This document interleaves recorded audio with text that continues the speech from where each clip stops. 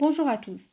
En continuité de notre programme langue et terminologie du second semestre, nous attaquons le chapitre 3 de notre cours intitulé L'analyse d'un argumentaire de vente. À travers cette vidéo, nous vous proposons la fiche méthodologique de ce cours et quelques exemples pour illustrer nos propos. La définition d'un argumentaire de vente se présente comme suit. En fait, il s'agit d'un discours argumentatif qui permet au vendeur de présenter un produit ou un service dans le but de réaliser des ventes. Ce discours est composé d'arguments qui vont permettre de montrer au client ce que le produit ou le service peuvent apporter comme réponse ou solution à leurs besoins et leurs attentes. Il peut prendre la forme d'un document écrit, être illustré ou tout simplement se présenter sous forme orale. Je récapitule, la définition d'un argumentaire de vente est un discours. Donc, il s'agit d'un discours à connotation argumentative qui va permettre à un vendeur de présenter, défendre son produit à travers plusieurs méthodes que nous allons découvrir par la suite.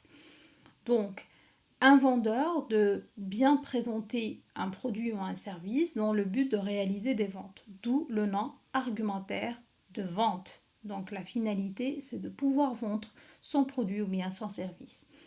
Ce discours-là que prononce le vendeur, ou tout simplement qu'écrit le vendeur ou que représente le vendeur sous forme d'image, parce qu'on parle de 3 supports possibles, donc est composé d'arguments qui va permettre de montrer au client ce que ce produit ou bien ce service apporte comme des réponses à leurs besoins et à leurs attentes. Donc, d'où l'idée de argumentaire pour pouvoir défendre le bien fondé, l'utilité de ce produit ou bien le service auprès d'un client potentiel. Cet argumentaire se construit entre autres selon plusieurs méthodes. Il en existe plusieurs. Mais nous vous avons choisi une méthode précise, à savoir le CAP. Alors, qu'est-ce que le CAP? Le CAP est tout simplement le diminutif de 3 mots. C pour caractéristique, A pour avantage et P pour preuve.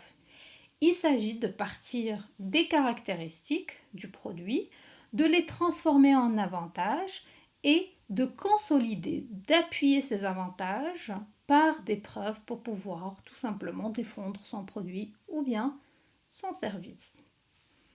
Afin de mieux comprendre la méthode CAP, prenons chaque mot à part et essayons de voir qu'est-ce qu'on y met. En ce qui concerne les caractéristiques, ce sont les éléments descriptifs du produit. Ces caractéristiques peuvent avoir deux types, les caractéristiques techniques et les caractéristiques commerciales. Lorsqu'on parle des caractéristiques techniques d'un produit, nous regroupons tous les éléments d'un point de vue technique qui composent le produit, à savoir la couleur, la composition, la matière, le nom, les caractéristiques taille, forme, etc. Et pour les caractéristiques commerciales, c'est une catégorie des caractéristiques qui regroupe tout ce qui est lié à l'acte commercial carrément de ce produit. Son prix, ses conditions commerciales, sa publicité, entre autres. Pour les avantages, ce sont les bénéfices que le client peut retirer du produit, c'est-à-dire tous les véritables plus que présente le produit auprès du client et quelles sont les différentes solutions qu'il apporte pour pouvoir changer la vie de celui qui va tout simplement l'acheter. Bien entendu, les avantages d'un produit ou d'un service, c'est ce qui va permettre aussi de le démarquer par rapport aux autres produits de la même gamme, aux autres services de la même nature. Donc les avantages, gardons en tête que ce sont les plus apportés par ce produit, plus spécifiquement on va dire. En ce qui concerne les preuves, il s'agit de prouver ce que nous avons vu dans la partie caractéristique et dans la partie avantage. Les preuves, c'est la partie un peu plus concrète de notre CAP, de notre argumentaire de vente sous forme de méthode CAP, bien entendu, et qui va me permettre tout simplement, en tant qu'acheteur, de vérifier ce qu'on a dit au début, à savoir est-ce que c'est vrai, ce produit il comporte exactement les caractéristiques citées et tout simplement est-ce qu'il peut présenter les avantages qu'on vient de présenter aussi. Et pour pouvoir le faire, les preuves, elles peuvent avoir différentes natures. Nous avons les preuves référence, les preuves démonstration et les preuves témoignage plus correctement. Alors, je m'explique. Les preuves références, c'est tout simplement toutes les citations d'articles de presse, les innovations déposées avec un brevet, les avis d'experts, tout ce qu'on dit d'un point de vue qui va constituer une référence à propos de ce produit. Donc lorsqu'on regroupe tout ce qu'on a dit, ben, ça présente tout simplement les preuves références. Les différentes données numériques qu'on peut trouver, numériques et scientifiques bien entendu, etc., constituent ce qu'on appelle les preuves références par opposition à d'autres types de preuves comme les preuves démonstration. Alors quand on est dans la partie démonstration ou preuve démonstration, on est un peu dans la partie où on va tout simplement être de plus près par rapport à ce produit ou bien à ce service. Comme, prenons un exemple, le fait d'essayer un appareil avant de l'acheter ou tout simplement le fait d'avoir une session gratuite par rapport à un service, hein, une période d'essai, le fait de toucher pour vérifier la matière composant le produit, le fait de le regarder, le fait de le parfois même goûter, voir le produit. Donc tout ça constitue ce qu'on appelle les preuves démonstration. Donc le vendeur, dans son discours argumentatif, dans son argumentaire de vente plus exactement, va utiliser les preuves, démonstrations pour pouvoir prouver à son client tout simplement la véracité, on va dire, de ses propos. Et nous avons les preuves témoignages. Alors, dans la catégorie des preuves témoignages, c'est tout simplement lorsqu'on va apporter des témoignages comme argument qui va consolider cet argumentaire de vente. Par exemple, mes clients en sont très satisfaits.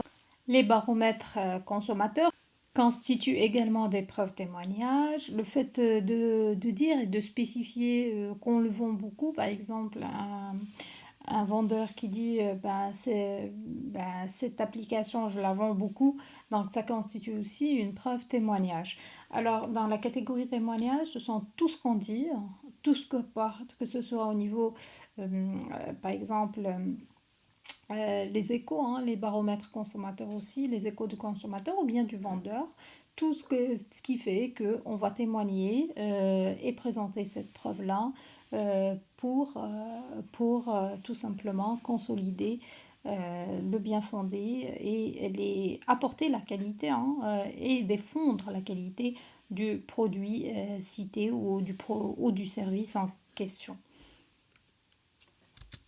Alors, pour pouvoir vérifier tout cela de plus près, illustrer tout ce que nous avons dit depuis le début jusqu'à maintenant, donc on va utiliser un exemple des plus concrets pour un produit des plus quotidiens que vous connaissez tous, à savoir une eau minérale. Tout simplement, vérifions ensemble comment se présente la méthode CAP par rapport à ce produit-là, hein, ce produit vital, et comment l'argumentaire de vente peut se faire lorsqu'il s'agit d'une eau. Et ça reste, comme on vient de le dire, à titre d'exemple. Alors, pour l'eau minérale, comme on a dit, si on veut présenter son CAP, alors présenter les caractéristiques, les avantages et les preuves, on peut dire ce qui suit. Alors, pour les caractéristiques, première des choses, on parle d'une eau minérale naturelle, et ça, c'est un fait, hein. Du moment que c'est une caractéristique, c'est quelque chose de réel, c'est un fait. Donc, tout ce qui est réel, fait, on le présente dans les caractéristiques. Et parmi les caractéristiques techniques, on peut parler de sa composition. D'ailleurs, c'est tout ce que vous trouvez dans les différentes bouteilles d'eau minérale, hein. La partie composition, ça constitue ce qu'on appelle les caractéristiques techniques de ce produit-là. Et quand on trouve par exemple c'est une eau minérale qui contient 8,70 mg par litre de magnésium, là on est parfaitement dans ce qu'on peut appeler une caractéristique technique avec les compositions. On peut parler d'autres compositions bien entendu, hein, et d'autres composants comme les concentrations du sodium, comme calcium, combien on y trouve, etc. Alors, par rapport à d'autres types de caractéristiques, comme les caractéristiques commerciales, quand on spécifie le prix sur les différentes bouteilles, ben ça permet, ça entre dans ce qu'on appelle les caractéristiques du produit d'un point de vue commercial. Par exemple, quand on cite, on dit le format familial d'1,5 litre coûte 5 dirhams, ça aussi, ça fait partie de ce qu'on appelle les caractéristiques commerciales. Maintenant, en ce qui concerne les avantages, bah, si nous trouvons une expression comme, ou une citation comme votre allié pour aborder votre quotidien avec légèreté, là on est dans l'avantage. Ce que permet réellement cette eau d'apporter à votre quotidien, ben, là on parle de la vitalité, garder la légèreté. Et d'un point de vue linguistique, vous allez remarquer qu'à chaque fois qu'on veut présenter un avantage, nous utilisons le verbe pouvoir plus un verbe à l'infinitif. Et dans la phrase que nous venons de citer, grâce à cette eau, vous pouvez garantir, là, c'est à cet élément, par rapport à la phrase, bien entendu, c'est cet élément-là, vous pouvez garantir euh, une hydratation naturelle à votre bébé. Donc, par exemple, nous avons l'expression de l'avantage. Gardez en tête que derrière l'utilisation du verbe pouvoir au présent suivi d'un verbe à l'infinitif, dans un argumentaire de vente, nous présentons un avantage. De la même manière, on peut prendre un autre exemple. Par exemple, lorsqu'on dit elle vous permettra de maintenir votre corps bien hydraté et en forme, parlant toujours de cette eau minérale, donc elle vous permettra, donc nous allons utiliser le verbe, soit le verbe pouvoir comme on l'a vu dans l'exemple précédent, ou bien le verbe permettre comme on comme on le voit dans cette phrase-là. Elle vous permettra de maintenir votre corps bien hydraté et en forme. Donc elle plus le verbe permettre au futur plus le verbe à l'infinitif constitue plus ou moins le canevas de la phrase à partir de laquelle nous pouvons exprimer un avantage. Donc, dans le discours argumentatif, dans un argumentaire de vente, rappelant que la partie caractéristique jusqu'à présent, la partie caractéristique est constituée de tout ce qui fait, tout ce qui est réel, constituant, composant du produit ou du service. Nous l'avons vu à travers notre exemple sur l'eau minérale, quand on parle du magnésium, quand on parle de 5 dirhams pour le prix, quand on parle de la contenance, 1,5 litre, 1 litre et demi.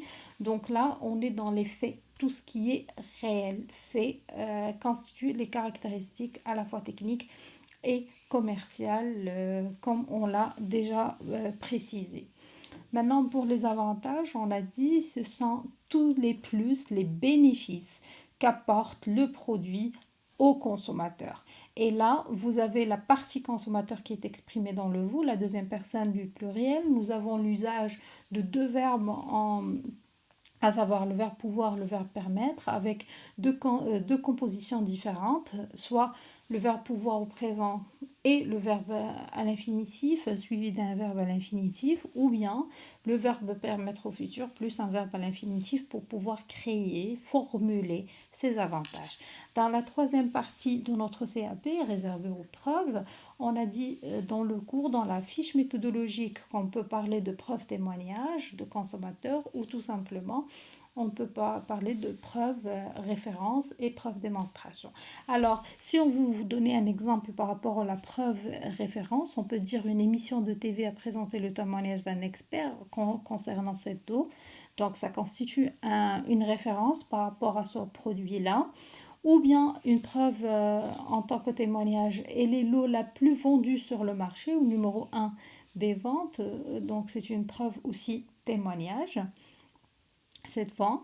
Et la preuve démonstration, c'est à chaque fois on dit goûtez la différence par vous-même ou goûtez la différence madame ou goûter pour juger, etc. Donc quand on passe à la démonstration plus concrète à travers tout simplement les cinq sens, goûter, toucher, regarder, voyer, comme on l'a bien précisé dans notre cours. Alors, pour récapituler, cette première partie de la fiche méthodologique concernant le CAP, il faut garder en tête que le CAP est un discours argumentatif en trois moments, constitué d'abord constitué des caractéristiques qui présentent tout simplement le produit d'un point de vue réel, factuel, les faits exactement, et ce en apportant les caractéristiques techniques et les caractéristiques commerciales. Ces caractéristiques-là, nous les transformons en avantages. On essaie de miser cette fois sur tout ce que peut porter le produit ou bien le service au consommateur. Et bien entendu, les avantages, on peut les exprimer à travers le verbe pouvoir et le verbe permettre, suivi les deux d'un verbe à l'infinitif, comme nous l'avons vu dans l'exemple. Et par la suite, nous achevons l'argumentation par des preuves. Donc, et ces preuves-là, elles peuvent avoir trois natures, les preuves référence, les preuves témoignage ou bien les preuves démonstration. Donc sur ce, on arrête la fiche méthodologique dans l'attente de poursuivre notre cours par la démonstration à travers des applications expliquées pour pouvoir encore une fois illustrer tous nos propos et vous donner une idée bien claire de ce qu'on peut appeler un argumentaire de vente. Cela étant, je vous remercie de votre attention et je vous dis à la prochaine.